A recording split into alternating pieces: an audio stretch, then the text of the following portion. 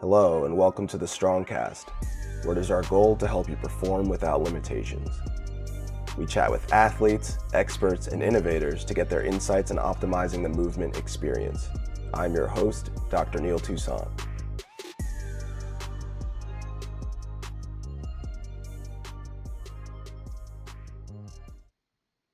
Hello, Phil. How's it going?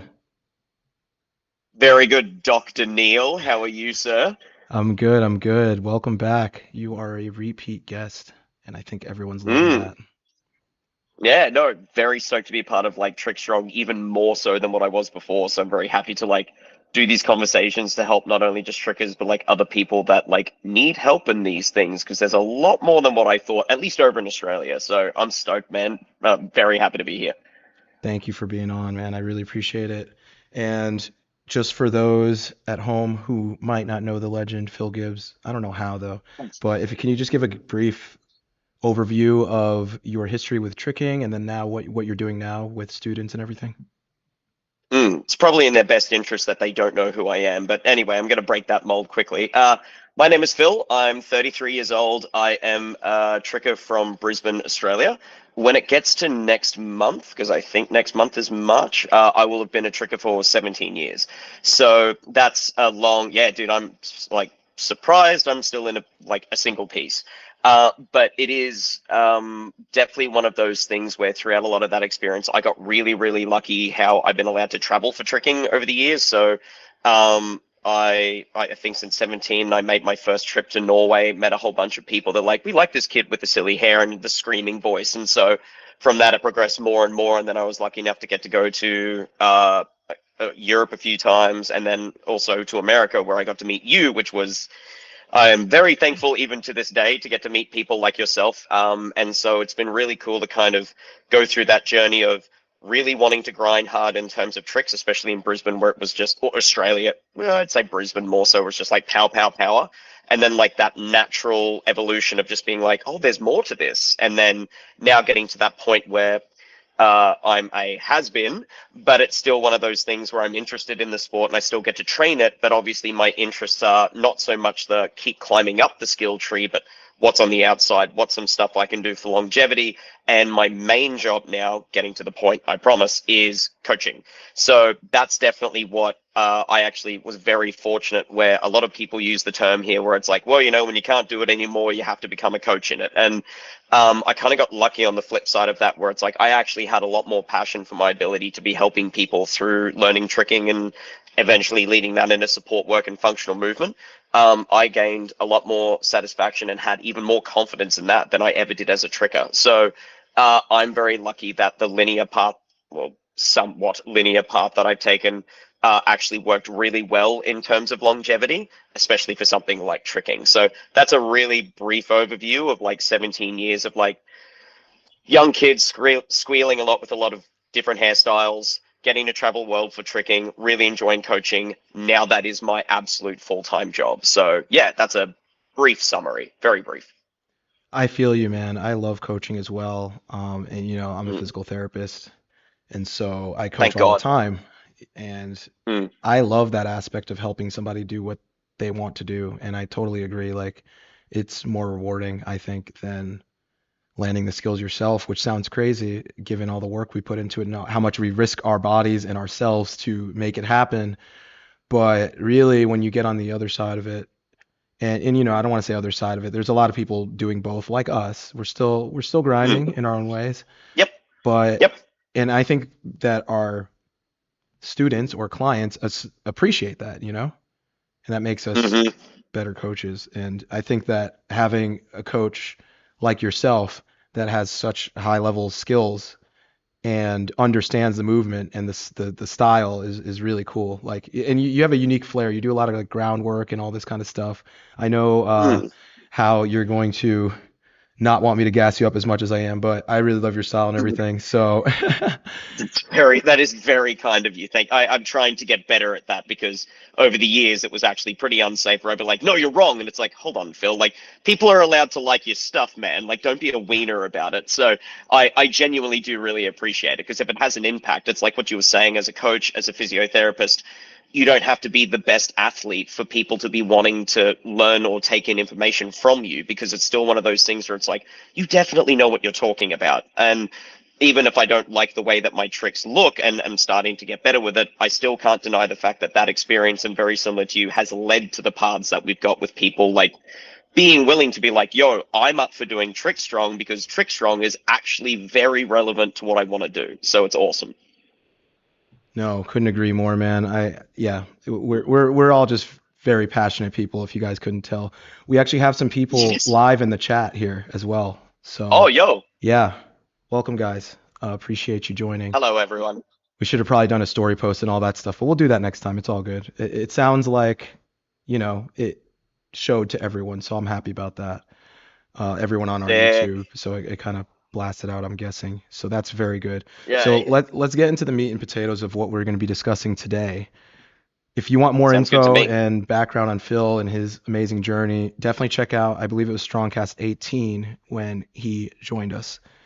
But moving on to today, we are going to do a Q&A where Phil is going to actually, why don't you tell us what we're going to do? Because Sure. you're about to unload the questions on me. So let's go. Or it's like, if you're the one that is the least prepared for this, because I've had at least like a good 2 weeks to be like, all right, I'm going to hit him with this and hit him with this and hit him with this. And now you just have to sit here in front of now an audience and hope to God that you can. So the pressure's on you, dude. I don't mind But, the hot seat. I so- actually love it. It's Yeah, all it's good. good. It's like, it's one of those things where, at least for me, like, I've been lucky enough to do like a lot of different, like, somewhat interviews and podcasts and things like that. But I love, this is kind of a different take on it, at least for me personally, where I've taken a bit of time to collect some information of students and clients that I've worked with, as well as my own experiences. And basically what the plan is, and what Neil and I spoke about, is I want to present him with somewhat specific questions that, say, a tricking coach or someone that is trying to help a client in general might ask someone of Neil's profession, in order to be able to address things either somewhat in a general basis or even somewhat quite directly. Now, I've been really lucky. One client of mine actually doesn't mind me using her name, so I have permission to use her name, and so I'll bring her up with my first question. And then my other clients, I'm just going to kind of use experiences and certain conditions, rather than blatantly saying like, my dad has this. So it'll be more along the question and answers of, in terms of gaining information from Neil, so that he's able to not only help me be better at my job, but also in the sense of information that a lot of trickers and athletes in general, who do a lot of very high stress movements, I'm not really sure if you'd quote it like that, but very high impact level movements, we might not just have that information even through our own experiences of the sport. So that's kind of where we're going with this. I hope that makes sense. Absolutely. So, all right, I'm going to hit you with the first one. Now, Let's go. like I said, I have permission from, she's not only a student of mine, she's a friend. We've worked together for a long time. Her name is Yasmin. So she's been tricking now for quite a while. She had to grind really, really, really hard. It was a little bit more difficult for her, especially because her big goals were power tricks. Still is. And so when she started getting B-twist, and she got like J-step cork, scoot cork, she even landed B-twist cork, and she's working cart double falls. Like, she's grinding hard. That's Now, awesome. the first question I kind of have for you is in regards to, now this will be a little bit specific, but it is also one of those things where it's like, myself as a coach, I believe I've done the best I can, but I also understand that there's going to be elements of this that you're probably going to know more how to address. Well, you will know more how to address these things way more than I do. So in Yasmin's example, she's in a similar age bracket to myself. I'm not quite sure how old you are, but I think I'm older than you. I don't know. I think we're similar, but How old are in you? our 30s. I'm 33. I'm So, 34. brother, I got you by a year. you've got me by a whole year. Maybe of even a few experience. months. Who Like, knows? yeah, exactly. So she's tricking in her young 30s now. So that's something to keep aware. It's not like it's a drastic change, but it is something to be aware of, because obviously that's a different impact to someone who's like 18, where you can hit them with a car and then they just like, whoop. So Yas is in her 30s. She's still wanting to really progress in power tricks. So she's wanting to be able to build up the abilities to do like her corks, her, like, be able to get that cart double fall, eventually being able to do some more swing stuff. So more on the power side of things. Now, she has had an ACL surgery. She had her ACL surgery about a year and a half to 2 years ago. So the build up and rehab from that has been, she's done very good. We have a physio Nice. here in Brisbane that I've sent at least 15 people to.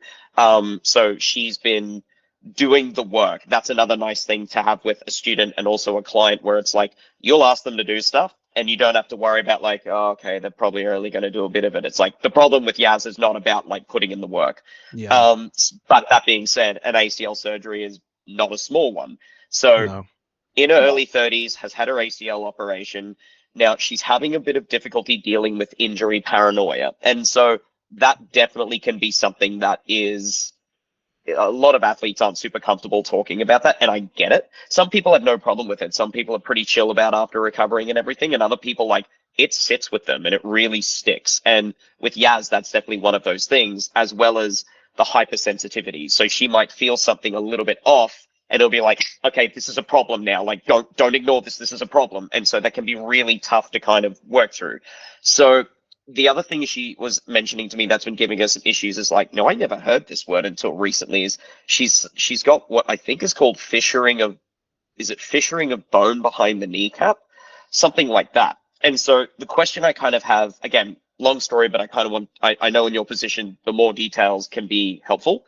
So being in early 30s, having an ACL op, being very paranoid about slight injuries or body sensitivity if there's anything slightly wrong, and also this kind of reoccurring injury still around, or not around, but you know what I mean, and this fissuring behind the bone with the kneecap, what would your recommendations be to not only help in terms of her ability? Now, I'm not saying be a psychologist and help her mentally with that, but obviously there is a difference in regards to like helping someone through sporting injuries and also actual mental health things, although they connect very well.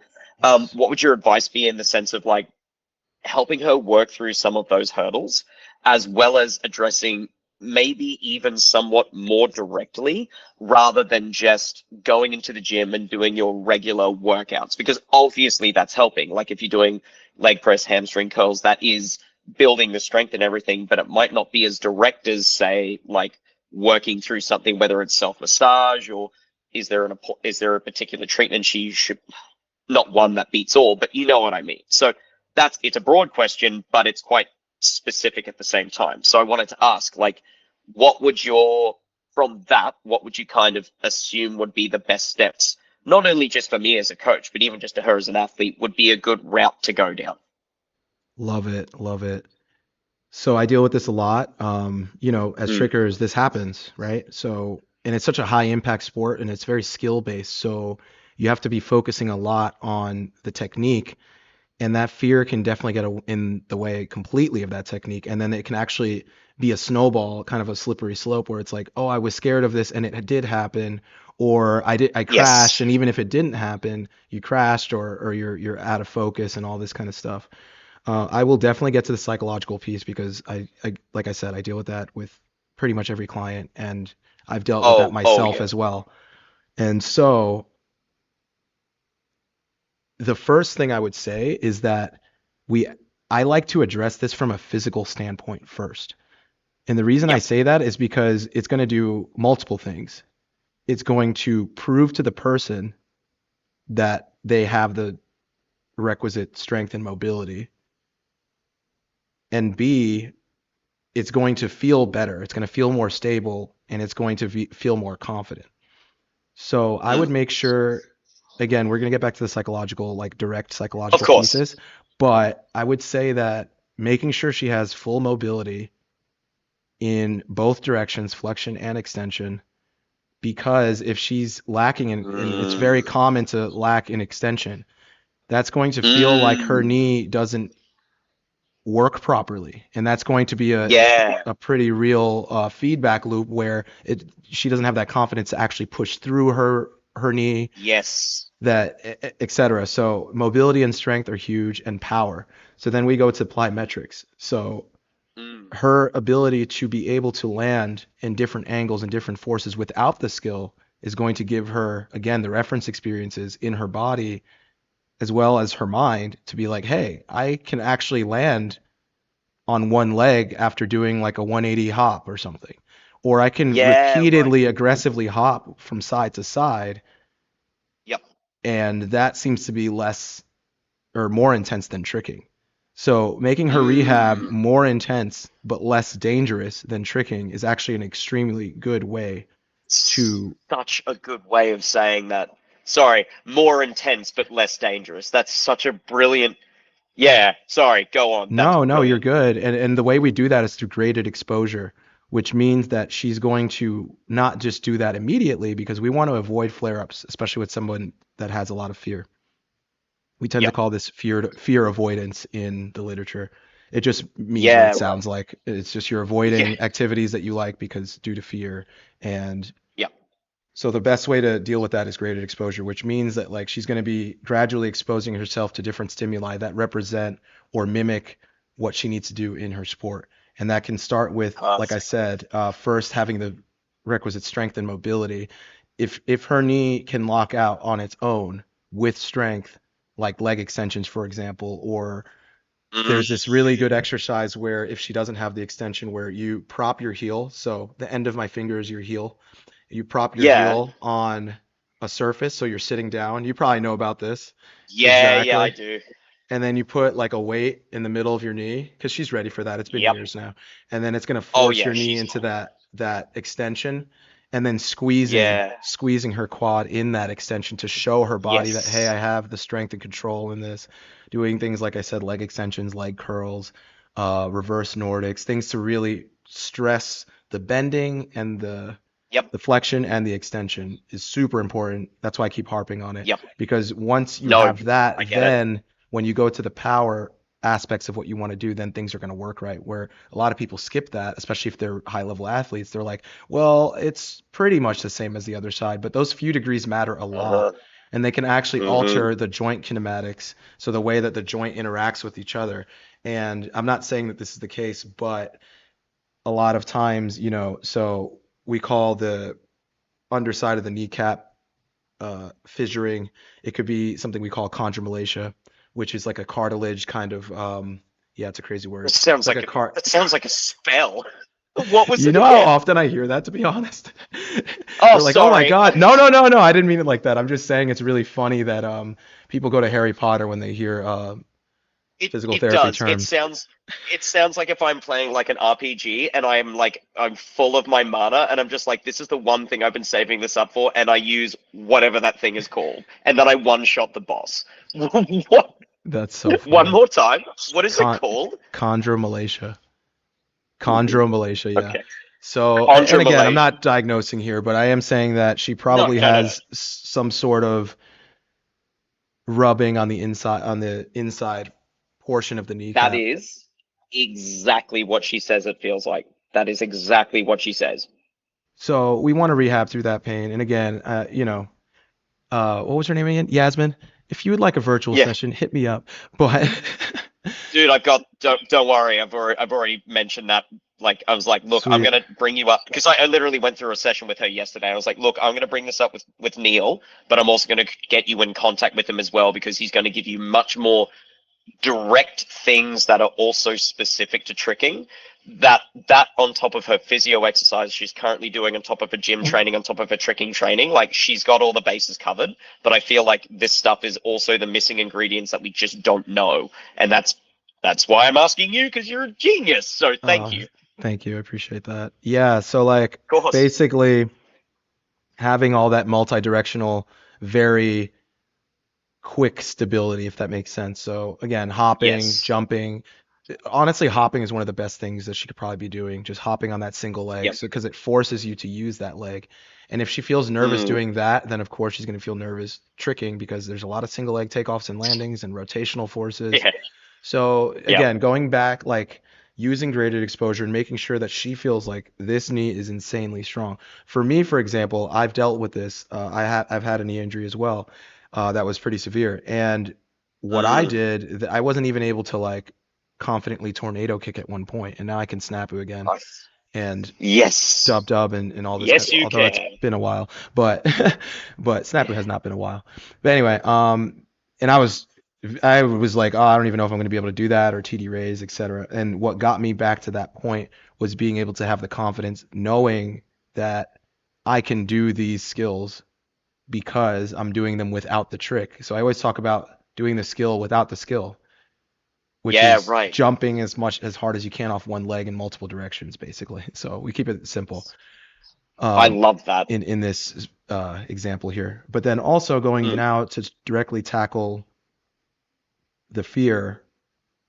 It's kind of mm, the same story, but with skills, yes. because there's going to still be a little bit of gap in her mind, even though she might be completely ready to do that. So I would utilize different surfaces. So using, Yeah. and I'm sure you are already in your coaching, but like trampoline, air track, foam pit, 100%. doing the 100%. skills It's in like those areas is going to really help give her the air awareness. And now she can just focus on the skill and not, again, focus on the landing or the fear of her knee. That would be my best advice. 100%. It's one of those things I've always said, and I've been saying it a lot more in the recent years as well, which is at least from a coaching perspective to clients like in person and online, is use your resources. They're there for a reason. It's like use the resources, use your equipment. I understand, especially in the field of tricking, and I'm all for legitimacy of skill, where it's like if you do it and you land it on like a thin mat, or if you put your hands down, it's you can do it, but it doesn't count. And look, I get that. Like I'm all for it. But that being said, it's also one of those things where it's like, how about before we worry about the legitimacy of the skill, because we can't fix something if it doesn't exist, how about we take it from a spot where we use the resources to give you that supplement to help you be able to learn it in a comfortable setting. So what yeah, 100% could not agree more. Absolutely. Love it. Love it. Mm. So, yeah, is that question satisfied? That question is 100% answered. Like you nailed that. So I'm happy to move on to question two because that was brilliant. Sweet. Sweet. So, And I hope that so helps, Yasmin, for real. Like, no, if you have definitely. any other questions, you can always DM us, and we'd love to help you out. But you have an amazing coach as well, so there's that. Well, I'll do the best I can, but it's also one of those things where it's like the gaps that you're able to fill can be that again, I don't want to put too much pressure on anyone, but it can be that thing that really helps solidify. And there's always going to be trials and tribulations. I don't know if I said that right, but there's always going to be issues with training, regardless of how prepared you are. So, at least what I'm trying to do with myself and working with you and supporting that and everything like that is like, no one's ever going to have everything answered all the time, always. It just doesn't work like that. But I'd rather be like, here's a whole bunch of things to arm you with what you need, that you are in a like, even in the sense of a percentage, you've got much higher a percent being able to deal with whatever the issue is, whether it's a psychological issue or a physical issue, than you would be if you just went down one route. And so, yeah, I'm not after, hey man, like, can you give me the answer that will stop all things going wrong ever? It's like, cool, that's not a thing. So what you've done is like absolutely nailed that. So question two, I'm now sorry. I'm sorry. this, Real quick, I no, did not go want to for it. interrupt you. I just want to add one No, more go for it. thing to that last question, which is just once you do feel that you've hit all those marks of like the strength, mobility, the skill training, all this kind of stuff, then trust Yep. yourself, because that Yeah. little doubt and fear is, it's dangerous, and it puts a rainy cloud over training. And so Oh just yeah. trust yourself, and then, trust yourself with and this sounds a little bit kind of crazy, but trust yourself knowing that you did the work, and just like being kind of okay with, hey, things happen and I will get back Yeah. because I got back this time. And of course, you don't want another Exactly. injury, especially that severe, but, just being like, hey, this is part of training, and I'm just going to make myself as resilient as possible. And just Yep. looking through the whole body, not just the knee, because that's a really common thing to do. And I'm sure we'll touch on this in other questions, but focusing just on the injury versus your whole body, the rest of the body can Oh get yeah. deconditioned, and then that's going to, cause issues and Oh yeah. etc. So just want to I throw that in I there. couldn't No, I couldn't agree more. Like, I think that's a very, very important point because that honestly can be more of a struggle with athletes in general, even if they have legitimately done all the work and physically speaking are either more prepared, either as prepared as they were to step into the level of training and go beyond that, or even more prepared than they were before because they've done even more of the rehab. But it can still be that thing where, and I've heard this from multiple people, where it's just like, and I understand it, and I'm pretty empathetic towards it because it's like you do a lot of work and things still go wrong. And the problem with it, that and the mindset that people can go down, and it can be a rough learning lesson, and some people might not really be able to learn it fully and get over that point, is where it's like, I've done all this work and I'm still getting hurt. What's the point? And it's just one of those things where it's like, this is the journey, unfortunately. Not unfortunately, this is the journey. What we're doing is very, very physically demanding, and that's why it's so rewarding. So things, I don't care how prepared you are, things are going to go wrong. And to be able to learn whatever works for an individual to kind of take it on their stride. I'm not saying be, haha, it's always good. It's like when things go wrong, you're allowed to be upset and disappointed, but don't let that have a huge impact or on the whole reason of why you're doing it in the first place. Because you care about it because you've gone through a lot of stuff to make sure you can still do it. So it's not a matter of whether it's like it's kind of fun. It's like, no, this is important to you. So I couldn't agree more with what you're saying. It's such an important point. So yeah. Okay. So question 2. This one's a little bit more broad. So I apologize in advance. I'm probably going to only use a few examples. I have like 3 written down. Now, this, you might be able to be specific. Ooh, hit things. You might be able to be specific with some of them, but I don't want to use the whole rest of the podcast for you to have to go fully in depth with these. So this is more in regards to, now, obviously the context I'm talking about is tricking, but it doesn't necessarily have to be only tricking. So what I'm going to ask is, for clients or athletes who have severe medical conditions, but they are still cleared to do some exercise, if that makes sense. So obviously, if they were so severe that they're not allowed to do it, then that's a no-brainer. But in the sense of these examples, people are cleared to do exercise, but it has to be catered very cautiously because there are high risks. So some of the examples I had was, and I've got my notepad because my memory is dumb. So some of those examples are someone who suffers from like a leaky heart valve, or I think it's referred to as like a dilated aortic root. Is it? Yeah. So it's one of those things where it's like, long story short, again, people listening, don't worry if you're not a doctor either. I had to figure out what those meant because I'd be like, that sounds, I don't know what that means. So basically a heart, like a leaky valve kind of makes sense, but basically a heart condition that can be quite dangerous if someone exceeds a certain level of exercise, where it's like they then cannot breathe correctly afterwards. And yet they're still cleared to do certain levels of exercise. And the example is that that particular person is still tricking. So, well, I'll kind of start with that one, as while it's not I understand a lot of people want to hear things that they can relate to. I also want to bring up questions that aren't just the normal, like how do I get steel ankles and how do I not die doing a double back? It's like, how about dealing with certain people that want to get involved in this awesome thing that we really love, that have complications that aren't the normal, if that makes sense. I think that's really important because there's a lot of that now. And so, for an example, with someone with like such a severe heart condition, another example is someone with a severe spinal curve. Like that can be pretty debilitating at the best of times. So, I mean, I have another one as well called, I never even knew what this was. It's called DCD, which is developmental coordination disorder. So that's tough, because that gets even more difficult if it's like, look, now that particular individual isn't so much tricking, but still wanting to do functional movement, right? And so you can go in depth about the examples that I've said, or if you have kind of like an overall arching, which is tough because they're very specific, but an overall arching approach to people that have severe medical conditions like that. What would your advice be to either the clients themselves or as a coach who is trying to do the best they can for those individual medical conditions that are pretty high up there, if that makes sense? Yes, definitely. That is a very good question. And I love how you put it, where it's like, hey, this is more about just the normal person, like, and I hate to say it that way, but you know what I mean, like how you put it, where it's like, hey, this might not apply to 80 or 90% of people, but there are a lot of people who really want to experience movement and do the best they can. And I love that. And I think that that should be Mhm. encouraged and supported for sure. And so Awesome.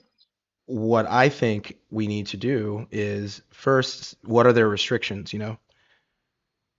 And I'm not, these are different cases. So I'm not, this is a rhetorical Sorry, question. sorry, I threw out like three very, very different examples. So I'm not expecting just being like, give them a helmet and they'll be fine. It's like that can be very specific, but it's right in that notion. It's like you want to know the restrictions of what is and isn't possible for them. So I get you.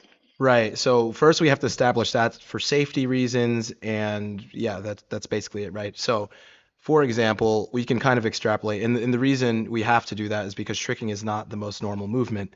So we would have to say, okay, is this person cleared to lift weights?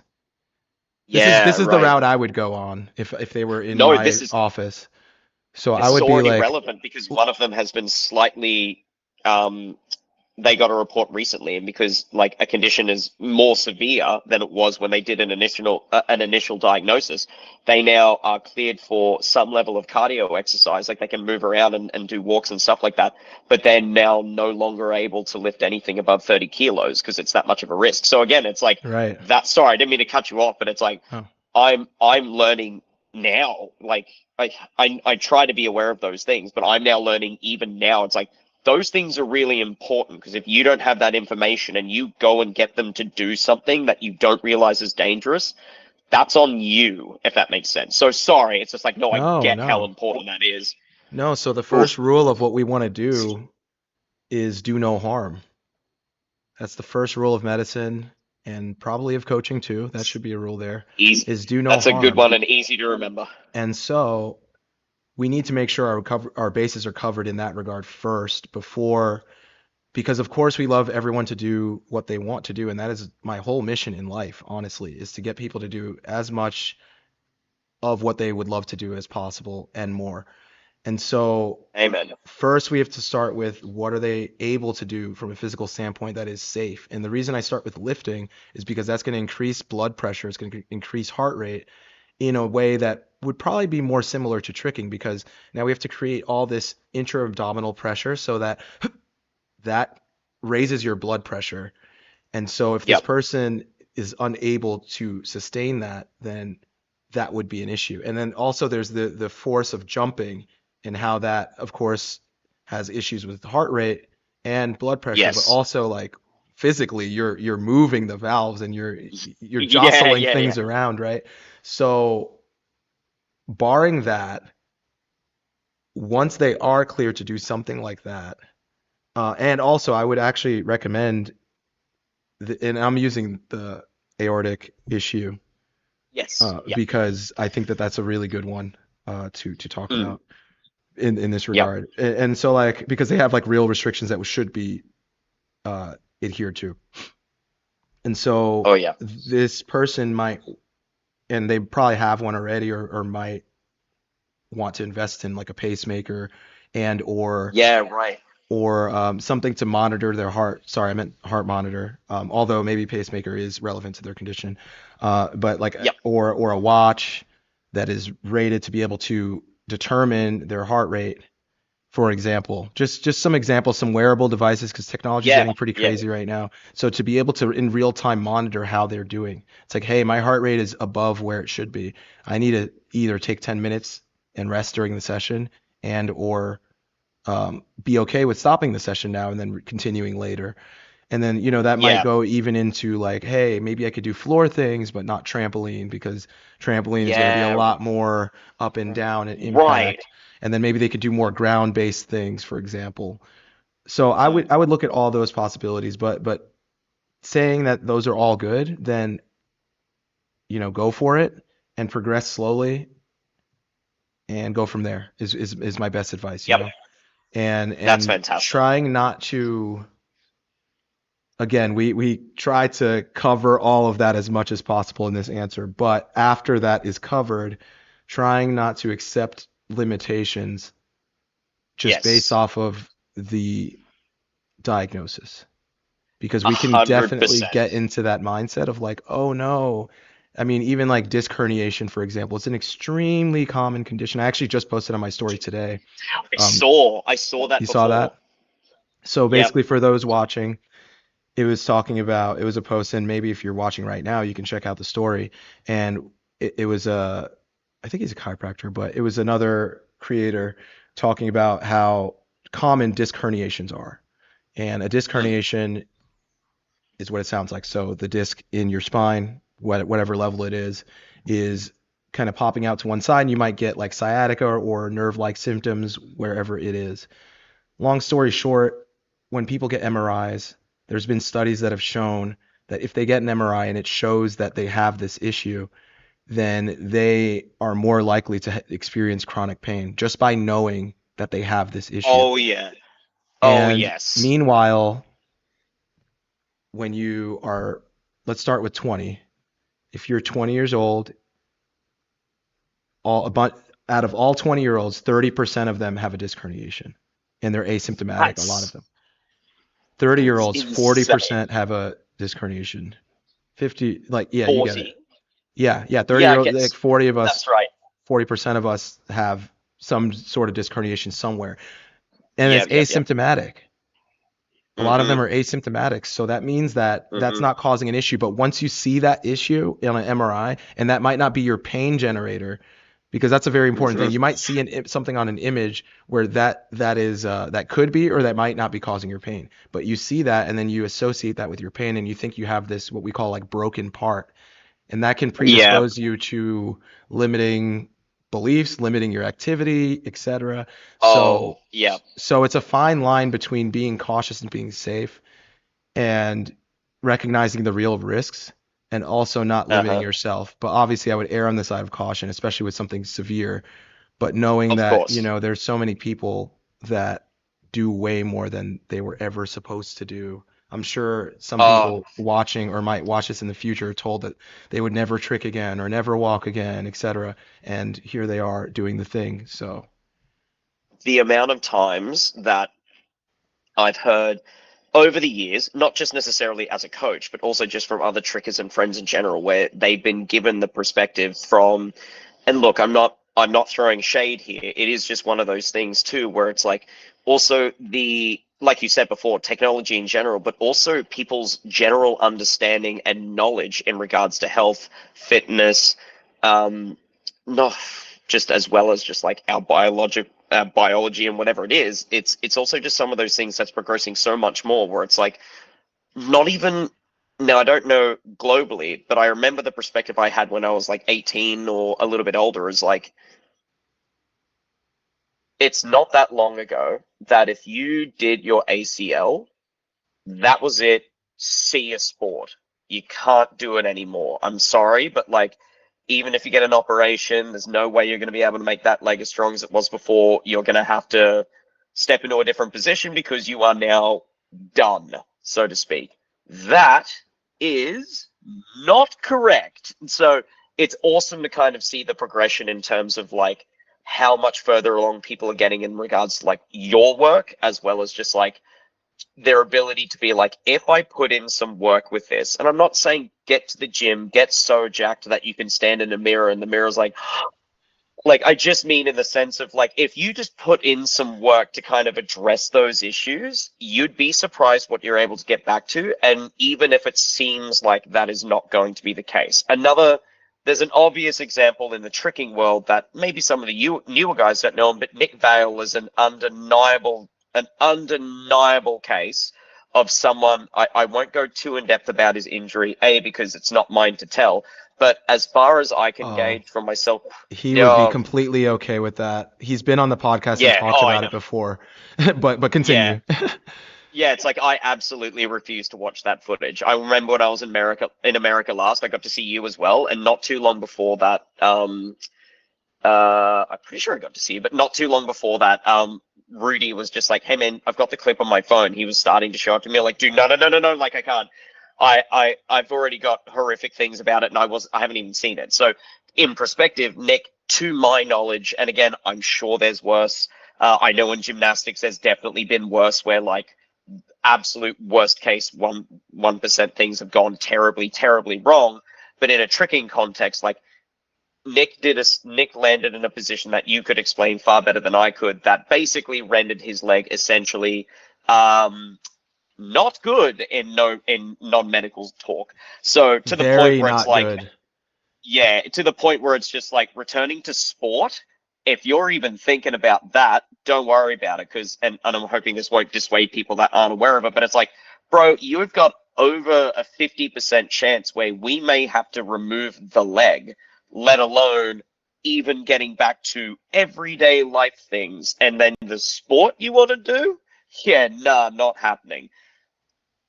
That wasn't correct. Like, due to a lot of like time, effort. Ugh, that I'm making it sound just like a TED talk here, but it is one of those things where it's like all the work that was put in from not only the medical people involved with it, because he told me the effort it took to get that. Nick and I are very good friends, and then the work on his own and the mental struggles that he would have had to gone through. Would have went through it. There's no way I could comprehend that. I'll never forget just out of the blue seeing him do another triple cork again. That was just, I was like, there's no way. There's no way. And so, again, for those who don't know what tricking is, a triple cork is essentially like that single leg flip with 3 spins in it. While today's standard 5-year-old children are doing it, the first one ever landed was in 2009, and it is not a basic. It is still considered a very high-level skill. So for someone to essentially be told your leg is now redundant, to then being able to returning to the sport and doing it later is a very clear indicator of like, there are things that we can do to really get you through what would be considered unrecoverable is not a word, but like there's no going back from this. And so kudos to people like Neil for doing that kind of work, because that's what really helps keep people informed about, yes, these are issues, but they're issues that can be addressed. And if they're addressed sensibly, you'll be able to perform without limitations. That's the thing. So yeah, keep doing your thing. Thanks, Neil. Appreciate it, man. And I couldn't have said it better. And I'm glad you brought up Nick, because that was a very severe injury where, like you said, he was at risk of amputation and then he went to triple cork. And that's just such a that's what I'm talking about. And that's exactly what I'm talking about, right? Where, yes, and he said how slow he went. You know, he Oh was yeah. taking baby steps. He wasn't even fully convinced or being in this mindset of like, yeah, I got to get back to tricks. Like, because that's a dangerous mindset as well, where, okay, I have this issue, Yeah. but I'm going to, like you have to take it slow and see where you're at each day. And you have to be even better at listening to your body, etc. And when you Oh take yeah. serious medical conditions, back, to the original question, is just Yes. even more so. And so I'm not making light of that, but I am sometimes making a little bit light of the medical community and their naysaying. I have no right to say it, as I'm Sometimes. not a medical practitioner, and yet I'm in the same boat as well. It's why I have such a huge appreciation for the physio that myself, Yasmin, and a lot of the people that I send to see, because he also is very similar to yourself, actually, where he's just like, he even the first time he was working on my leg after my ACL, which I promise this will kind of tie into the third question as well, thankfully. But even when he was doing work with my ACL and everything, I remember at some point we were having a discussion. His name's Braden, absolute legend. And I remember him saying, it's like it's interesting because the kind of things that I'd be doing with your leg now, when he got his degree as a physio, if anyone on, I don't know if it's referred to as the board or anyone higher up, were to see him doing that as a treatment for an ACL reconstruction, they would have removed his license immediately, because they would have been like, you can't do that, that's not good, don't do this. And then all of a sudden now it's just, there's so much more information and there's so much more where it's like, yeah, but what happens if we actually try to work with this instead of being like, can't do it? All right, cool, can't do it, no problem. It's like, there are limitations that need to be addressed, but they should also be worked towards being like proceeded. I don't know if that's the right word. And so it's awesome that it's like, I agree how it's interesting from your position and mine, where you can get 3 kinds of people in that recovery, where it's once they've had something severe, whether it's a medical condition like the few I named before, or an injury or whatever it is. It also depends on age, background. I understand that, but the three kind of, and correct me if there's more than if there's more than three. But for me, what I've kind of known is like there's the ones that are they're either really on this end of the scale where they're petrified of like after the recovery to the point where by option, not necessarily by the pain of it, although that definitely plays a factor where they're like, I will never be able to get to this point again, or I'm way too scared to put in the work and either dip or just kind of keep doing it, but they're super held down by that fear. Now that's an extreme on that end. There's the middle, which is rare and always really lovely to get, where it's like, this person understands what happens. They understand that it's going to be a process. They will still have complications, but they put in the work. They'll return to sport and they'll be happy to push through, but they also understand when it's time to hold back. So that's I don't like the word perfect, but that's the ideal kind of client to deal with, where they're kind of just like, I get it. And then the other end, which you mentioned before, which is also very accurate, usually on the younger side of clients where they're just like, oh man, I could do anything. And so it's like minimal recovery, rushing steps, not really listening, have a bunch of caffeine, let's do some double backflips while my leg is not really attached. Like the super extreme. Again, I exaggerate, but those Not three quite. kind of brackets in between, right? So it's like, have you found that's kind of now again, not specifically people, but like no one in particular, but it's like that's been my experience with not just clients, but also just trickers at the open sessions that I run, and also just trickers in general. It's a really interesting thing. And so I was curious for you if that's in your position, which is a much more professional position than mine. What is it that you found? Is that a similar kind of trend with like clientele? Also, well, I'd say athletes, but not even. Like I deal with people that are doing athletes or support work where I need to move people around. You'll be dealing with people sometimes that they're not doing athletic stuff. They're seeing you for physio. So I wanted this isn't actually the third question, so I promise I'll get to that, but this is probably more important anyway. What are your thoughts on that? Yeah, I would say you're spot on. That's the spectrum where, too little, too much, and just right, the Goldilocks rule, and you want to be in the middle is ideal, Yeah, right. and yeah, I mean, it's very hard. It's you take that's why the movie Hitch exists, because it's like, it's hard to you obviously tell your friend, hey man, you're going too crazy, or you should back out. But when you're in it, Ooh, it's very hard. It takes a lot of emotional maturity and reference experiences. So it's like you have to sometimes, ideally, you take the reference experience from somebody else, ideally, because we have a lot of those. But a yeah. lot of times it takes your own experience in order to be like, Oh yeah. hey, I didn't handle it as well last time. I need to listen to my body. I Yes. need to dial in.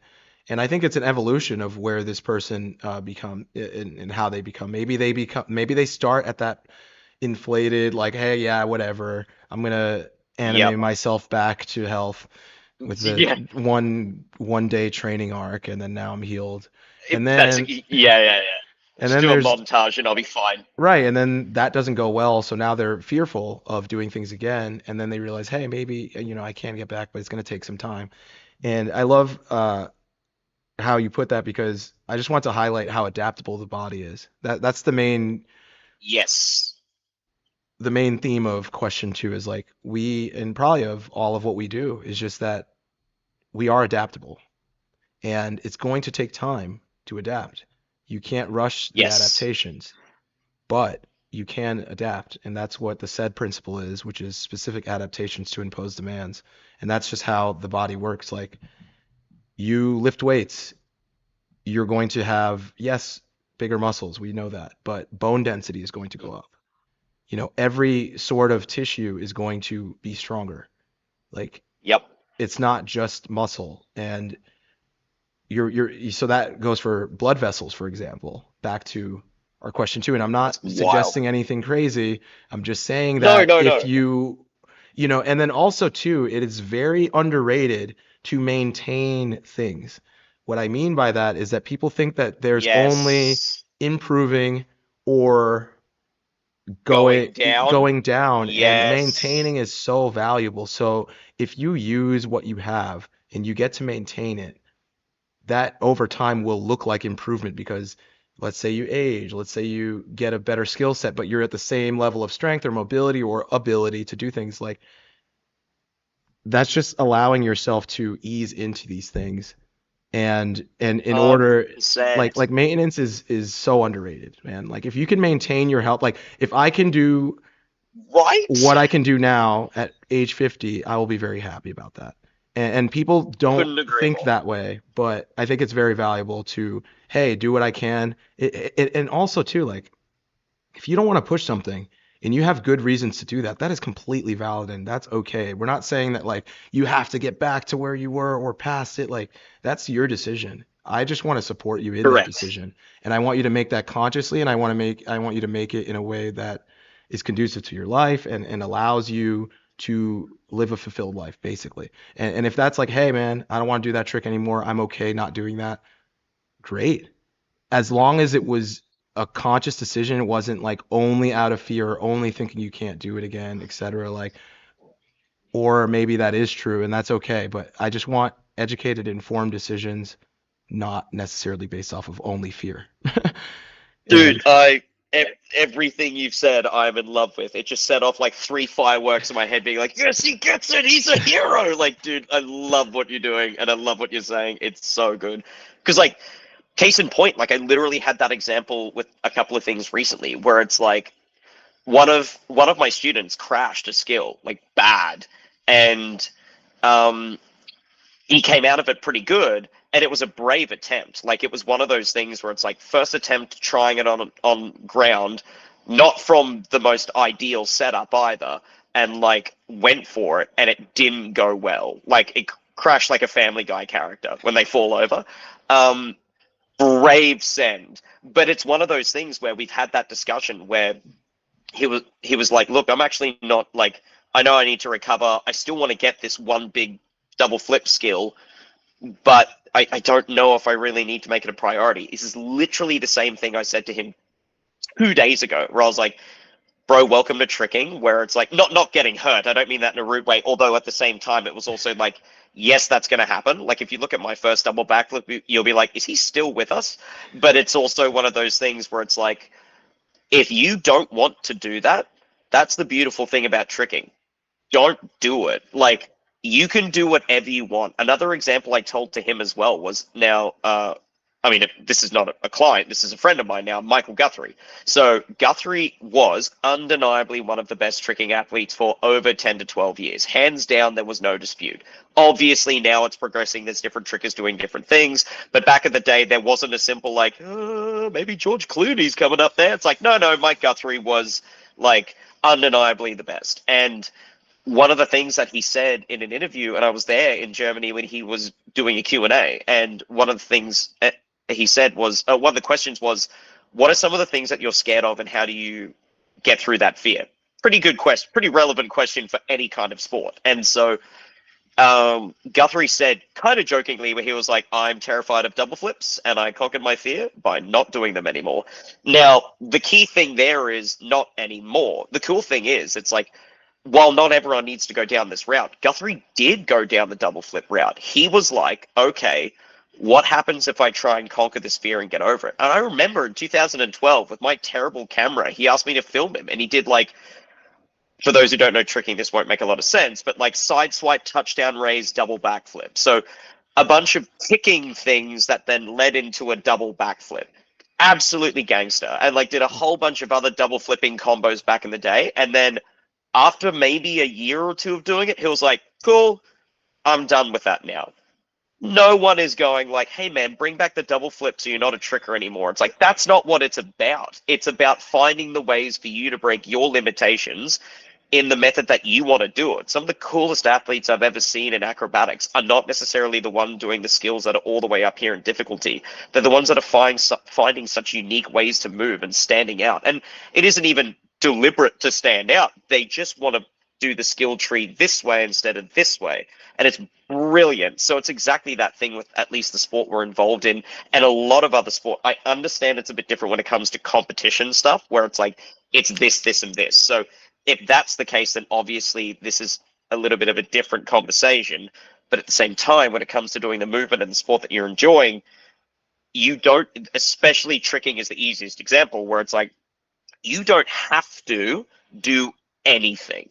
It is absolutely up to you, which is the beauty of it. And so this kind of goes back to what you were saying before as well. I promise this would be quick. I think it's really important too, and thankfully I haven't had to deal with this too much, but I have over the years where a couple of people in the tricking scene would be not so understanding why people have kind of stepped out of the scene. Now that could be due to an injury, right? Like I know an example of someone that like had to get their ACL repaired, and afterwards they're like, that was way too painful and that was way too scary, and I don't want to go back into this again. That is exactly what you said before. That is absolutely fine. You have no right to be like, how could you quit the scene? You were a god. It's like, geez, like, just, it's someone's life, right? Like, they're welcome to do whatever the hell they want with it. So, I mean, if I had a bad experience with something and I was like, I don't want to do that anymore, and someone said you're a quitter, and I was like, you mean I got hit by a car in a shopping center? Like, okay, that doesn't make sense. I'll just shop somewhere else. It's just so, not the best example, but it's like, why would you think that? Like, just let the person do what they want to do. So anyway, I just love the points you were saying were just crystal clear. I absolutely love it. It was so good. Thank you, and completely agree with everything you just said as well. Yeah, man, it's people's lives, and people, again, can't iterate this enough. We want you to do what you want to do. So that's what a good coach should be. It's like, even in those competitive sports, there might be skills that you don't have to utilize in that sport, and or you can choose that to be at whatever level of competition you want to be, if that's your thing. You know, you can Yep. be in any division. You can, don't let other people make decisions for you. Yeah, Choose exactly. what you want to do, and we're here to support that. Is the moral of the story. But Yep. let's get to question 3. How's that looking? Okay, very close. So basically it's going to kind of go, I'll make this one as quick as possible because I know we've pretty much done the hour already. So I'll All wrap good. this up, maybe a little more, but I'll wrap this up super quick. So question 3, this might come across a little bit selfish, so I apologize, but it's also now using my example. And so Sweet. it's a little bit easier for me to reference, obviously. So similar to what we were discussing with Yasmin, in the sense where it's like, I'm definitely not in my prime. I don't know why I did that so many times. Not in my prime as an athlete in terms of tricking, and that's okay. That's been an acceptance thing that I knew from the beginning, where it's like, when you get to a certain point, you're going to struggle doing some of these skills, and you're going to have to be okay with that. And so that's not the issue that I've been struggling with. One of the things that I kind of wanted to ask you about is residual, I don't know if that's reoccurring is a better word, sorry, reoccurring injuries causing certain things to feel like they're missing in my training. So not necessarily skill, but more so in the sense of like missing with power, if that makes sense. Now, I feel like what I'm about to ask you is kind of what you've already answered in Yaz's, the first question I asked, but I kind of want to try my luck anyway. So one of the things that I definitely find myself falling for is a lack of power with my plant leg, which is interesting. So that's my left leg, which is the one that's taken the brunt of me doing a lot of dumb stuff off it for a long time. I also thought it had something to do with when I had my meniscus surgery on that leg, to have it just kind of cleaned up and stuff. And I wasn't sure if it was also to do with the mobility of my knee. Is it because of a cartilage buildup? So part of it is just because my left leg lacks the same level of explosive power, even compared to my ACL leg, which is on my knee, which is on my right. That has a lot more explosive power, but it's also not taken the brunt of being a plant leg for such a long time. So I can understand that to an extent. So my question, the other thing I wanted to add to that as well is understanding how to do skills, but my muscle memory is taking over to an extent where it's now incorporating bad timing. So for example, a cork or a double cork, my body understands how to go into that position quite well, but because of that lack of explosive power of my left leg and whatnot, it's definitely like, I know how to do the spinning shape, and then instead of actually being like, hey man, why don't you swing that leg, push off the left one first, wait a bit, and then spin? And so the mind to muscle connection is there, but because of just muscle memory, again, I could be using the wrong terms here, they're just locking into positions either too soon or not effectively, if that makes sense. So the last question is, how would you go about addressing, you could be specific with that one, or just in a general scheme of someone like they have experience in the sport. There's a certain aspect that's missing for me is the power of my plant leg, and what would be a good suggestion or drills or whatever it is to address the muscling of skills. And it's like, how do you go about working towards that besides simply just repetition? It's like, yes, practice does make it better. Practicing the actual skill can help. But do you have any advice on, well, that? Absolutely. Yes, it's going to be similar to Yasmin's, but not entirely. Yes, Hmm. you want to train power and specifically fast twitch muscles. So the Yes. way you train fast twitch muscles, there's several ways. You could do plyometrics, which are the, jumping, hopping, like we talked about, Yep. things like that. So jumping off one leg, practicing explosiveness without the skill, because again, when you have this distraction of having to do all these things, and then there is an element of, I'm not saying you're necessarily like there's fear, but you have to be attentive to how you're landing and all this other stuff. So there's a degree of Yes. attention being taken away from just the jump. So Of course. you would want to focus on strengthening through single leg hopping, single leg power stuff. Other Yep. ways you can build the fast twitch muscles is with very heavy lifting, and Yep. you'd want to keep that at a low rep range where it's like very heavy. Maybe you're doing like 5 reps or Really? so. Yeah. Like you can only Really? do about 5 reps. You do leg extensions, leg curls where it's like very difficult. Obviously start slow and make sure that like you're not Wow. going to pull something or whatever, but Yeah. over Yeah. time you want to get to that point where you're easily able to do like 3 reps per set, for example, because you're teaching neural drive. You're teaching your mind, your Interesting. body, you're teaching your nervous system how to drive and funnel force into that tissue. And you could do that for your quads, your hamstrings, your glutes, your calves, etc. And I would just do that for every part of your lower leg. And what that's going to Damn. do is I going was about to to, swear. no, it's okay. Sorry. It's literally what's going to create that power again. Sprinting is amazing for that as well. Sprinting is Really? Oh, yeah. actually, no, I can make the. Sorry, I was thinking it from the perspective of like rehabbing for like my ankle injury and stuff, where I was just doing a lot of walking and cycling. But when it comes to quick twitch muscle fibers, yes, okay, sorry, sprinting does make a lot of sense. All good. Another thing you can do too are high intensity isometrics. So if you can find a way to get yourself under an immovable object, for example, let's say you like lock a Smith machine Yeah. into the bar and then you're trying to drive as much as you can off that Oh, single leg, for example, and you're trying to do a squat. It's immovable, but you're putting as much effort as you can into that. much effort. Yeah, Same I with haven't done the that for calf a few raises. months. Yeah, Yep. there's tons of things you can do to improve that fast twitch as well. So I would go with that. Honestly, I feel pretty good That's about that answer. incredible. Dude, no, that is incredible. I genuinely, I know this sounds like I'm just trying to sound dramatic for the stream or whatever. I genuinely had no idea. Like some of that I already understood. Like when it comes to like actual, and part of it I also know is because when I injured my ankle and whatnot, I wrecked my right ankle, one of them. I wrecked it bad like January last year, landing on concrete in a double backflip because I landed in between the mats. The mats were Remember not that. secure. Yeah, well, that was not fun. But addressing the physio side of that has been really good. However, what I've noticed is that like I haven't done a lot of those specific plyometric things for quite a while. So it's been a while since I've actively, when I go into the gym, I haven't actively done the hops, the jumps and stuff. That was at least once a week, as well as tricking a few times a week. But I specifically had that as part of my training. And so I just didn't realize until then where it's like, oh, not due to laziness, I'm still training, but due to like focusing on other aspects, I hadn't put as much attention into that.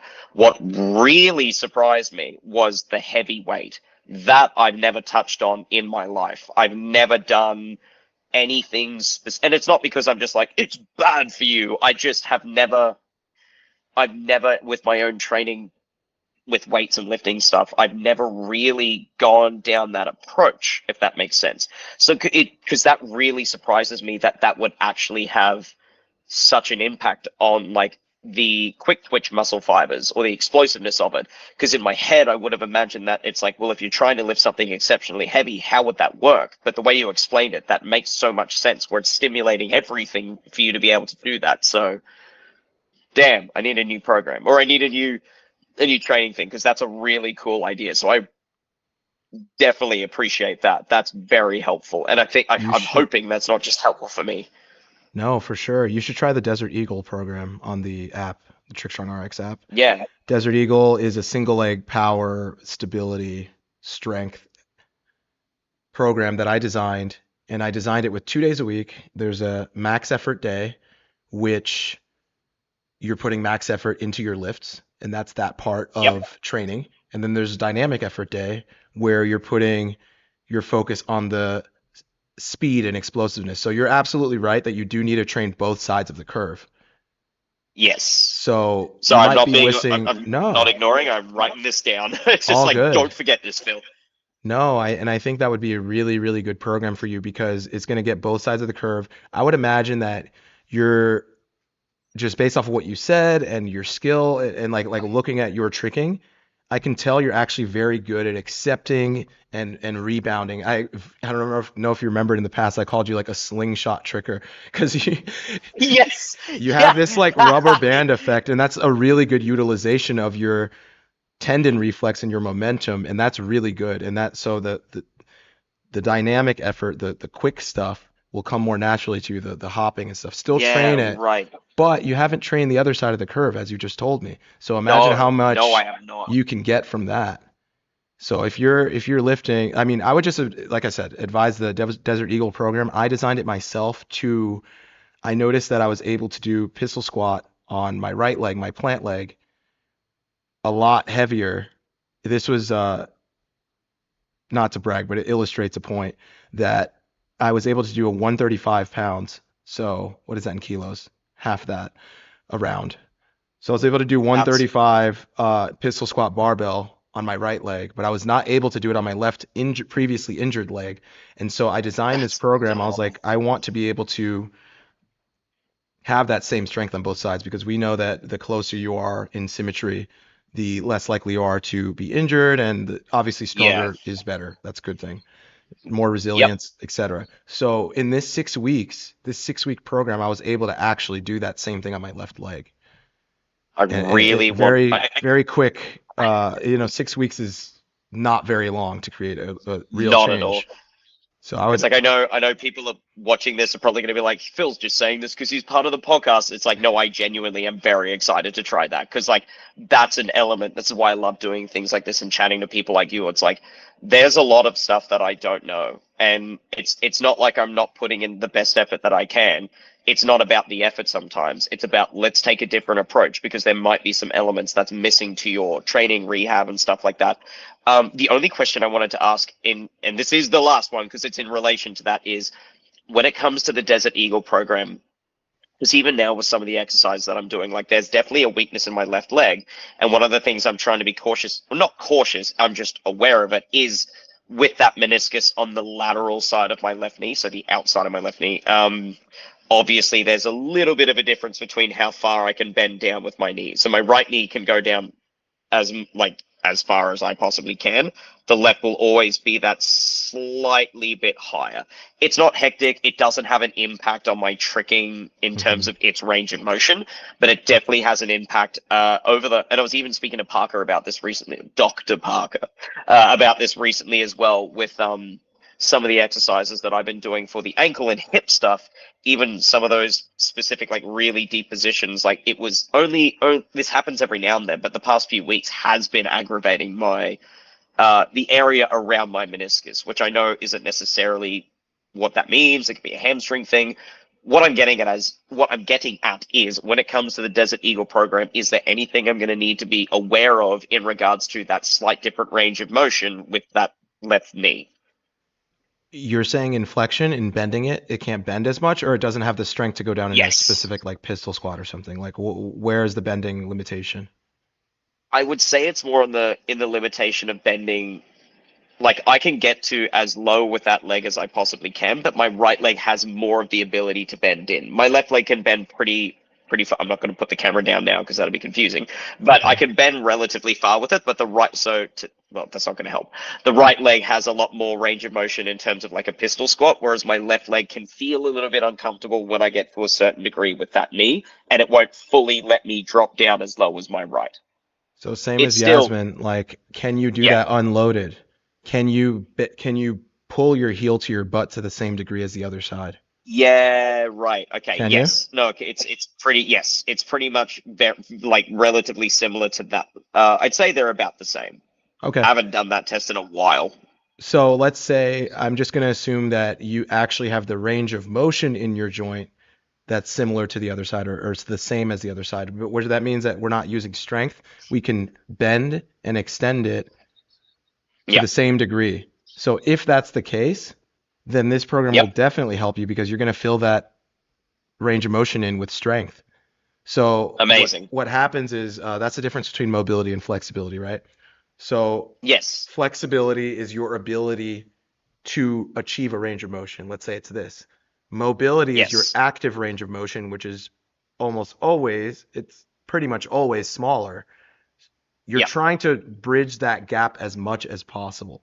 So if your Got mobility it. is here and your flexibility is here, then you have a bunch of range of motion where your leg can go into where you don't have support and strength. So if you land in that Yes. position, that is not a good situation. And I'm not trying to scare Yes. you. I'm just trying to prepare you for like what we want to do No. and, No. and what we want to fill in. So think about it as like No. filling in Absolutely. strength. So as long as it's not painful, which we'll get to that in a second because you said there is a bit of pain. As long as it's not painful, then no restrictions at all. Fill that in with strength as much as you Awesome. can. It's going to be weaker than the other leg. Use different weights. That's fine. Max Yeah. out. And that's why I do so much single leg training because you can't Yeah. compensate. And your body will avoid pain. It will avoid anything it doesn't like. And it will try to achieve It'll the goal. automatically come. Yeah. So if the goal is squatting with two legs, it's going to get the weight up, however it's going to do it.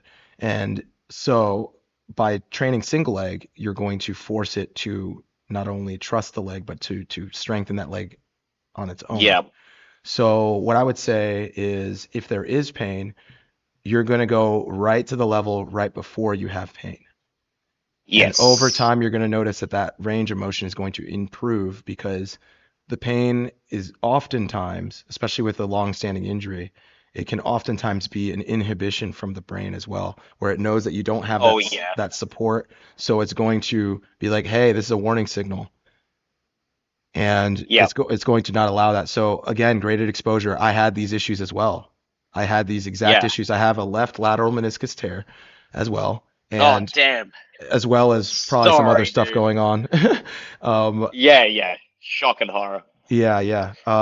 So I did have that pain in squatting, and I got past that by, again, back to the beginning, graded exposure. Graded exposure helps the physical and the mental, and it helps your body Yes. get used to what we're trying to do. So that would be my best That's advice. Just stay out of pain, but like try to test it every single day. If you have that little right bit of before pain, that threshold. you're not going to damage anything suddenly. It's just the repeated thing is going to aggravate and flare things up. So we don't want that. Yep. So every time let's say every first or second set, you're going to test. See, oh, can I go? Yep. Oh, I felt a little bit. Next rep, I'm going to go down a little bit less. And it's, oh, this is a Yep. perfect range. Yep. You got it. So that's what I All would right. advise to you. I'm all over that. I'm very, very excited to try and get that started. Hopefully next week. Like I might end up getting some of my like workout training stuff done maybe tomorrow, but regardless, next week I'm usually in the gym 5 days a week, so I'm definitely looking forward to That's doing awesome. Yeah. So and then how often are you tricking? Last little thing. that.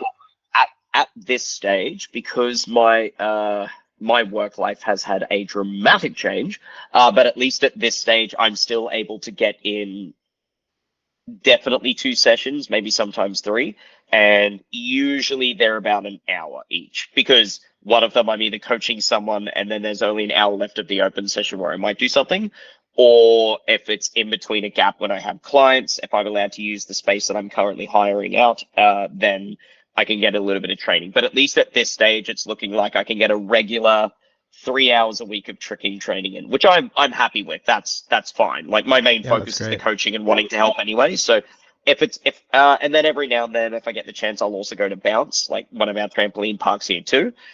So usually some kind of tricking training at least at least twice a week, but trying to make that 3 if possible. Cool. So I just want to drive this point home about Yep. periodization and programming before we go. Is just like for people at home and for you as well, obviously, is like if Mm. you're going to be starting an intense strength program, it is only 2 days a week, but it is pretty intense. You'll see. It is a lot. So you have to realize that you can't increase everything at once. So that's a huge issue with Oh my volume God, that people yes. have is where they try to be like, oh, I'm going to do this and this and this and this and this all at once. Like, It's like, no, probably do this. nope. And you might even need to do this, you know? Yeah. So I would advise definitely you can do one session a week for sure. I would say one Yeah. moderate session and one light session. Like maybe you're at balance, maybe you're doing different surfaces per week because even with those two sessions, one being lighter, one being heavier, that's 4 days a week of single leg stuff. Does that make sense? Yep. So that's already a Oh, lot.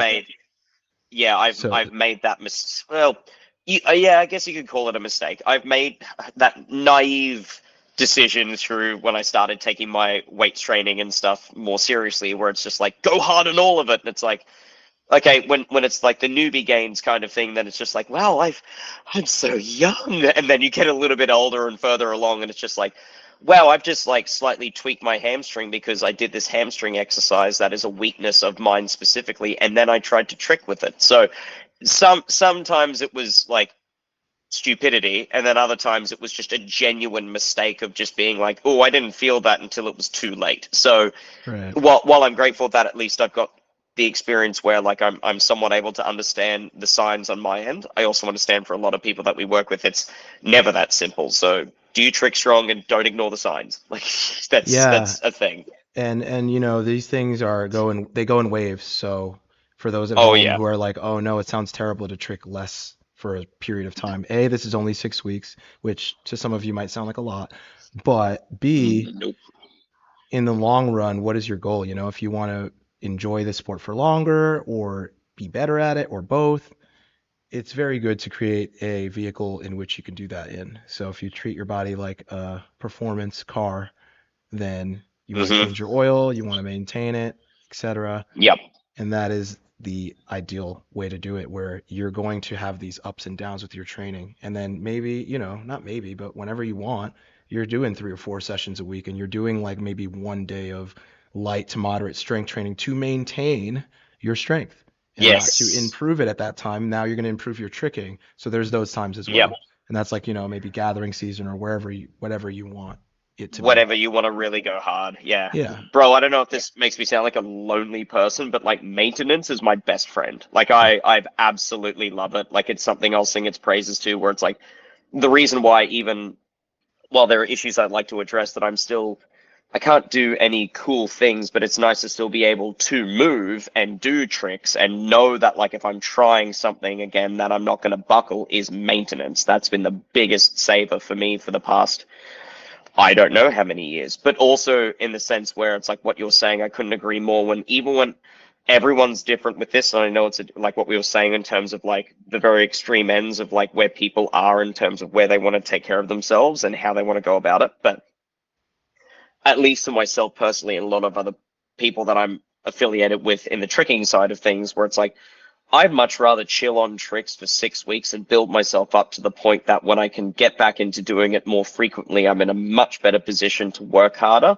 than, oh man, I don't want to do that fitness thing. It's not as fun as tricking. And it's like, when you're younger, I get it. Like, all I wanted to do was trick when I was like 16 right up to 20 something. Like, I didn't really want to worry about building things up, or I didn't really want to worry about going to the gym. I just wanted to trick. And please, this is not going against anything we're saying, but it's like for a period of time, I get it. And it's not like yes, I was getting hurt fairly often, but the recovery was relatively quick and I did bits of physio and whatever it was. But then going further and further, where it's like exactly what you said, it's like, what is it you want out of this though? Like, if you want to be pushing big stuff, how consistently do you want to do it? Because you might want to supplement with these other things so you don't get rickety wrecked every 2 seconds. Or yeah, so I can't stress enough the points that you've made are like 100% like on the money. Like absolutely love everything we've spoken about, and also thank you for answering all of those questions way better than what I was hoping. Like I really appreciate it.